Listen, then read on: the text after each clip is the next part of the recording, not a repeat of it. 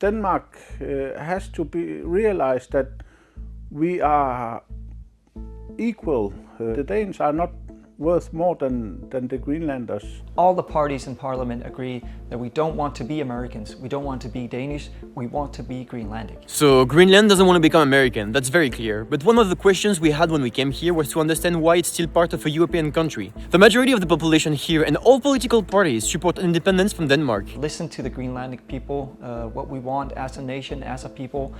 We want independence. It's an ongoing political struggle that we've had for a long time. Denmark has always been reluctant. It is right out of the book of a colonizing country. Long story short, Greenland was colonized by Denmark 300 years ago. In 1953, Greenland's status changed from Danish colony to become part of the Kingdom of Denmark. Officially, Copenhagen launched development projects to treat Greenlandic and Danish citizens equally. This was known as a policy of Danization, but in reality, colonial crimes continued. It is debatable if colonialism actually stopped at 53. Denmark, back in 1953, actually misled the UN into thinking that Greenland should stay a territory in the Kingdom of Denmark. Denmark has been the good colonizer because it wanted to help Greenland.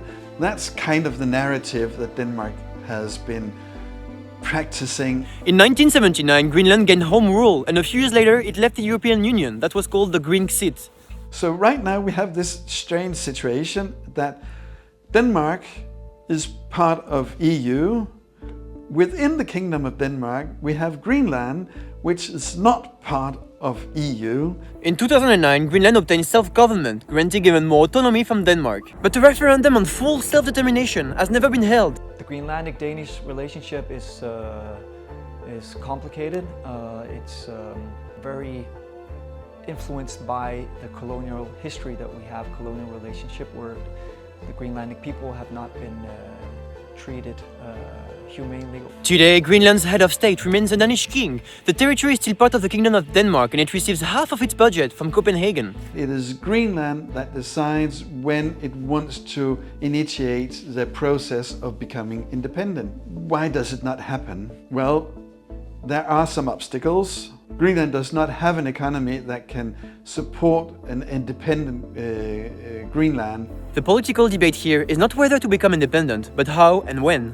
Some leaders here want immediate independence, while others favor a more gradual process. They fear that cutting ties with Denmark too quickly could impoverish the population. I think the fight for being our own country has to be put on hold. We have to realize how dangerous this situation is for us all. Several times we've approached the Danish government in Denmark with the message that we are open to a free association agreement. We would become a sovereign nation state that's part of the UN on our own behalf, but with a partnership on in different areas. It's something that Denmark has rejected for a long time. The reaction has been the typical one: we will pour more money into Greenland. We are just getting more and more economically depending on Denmark, which is not the basic interest for Greenland in the long term.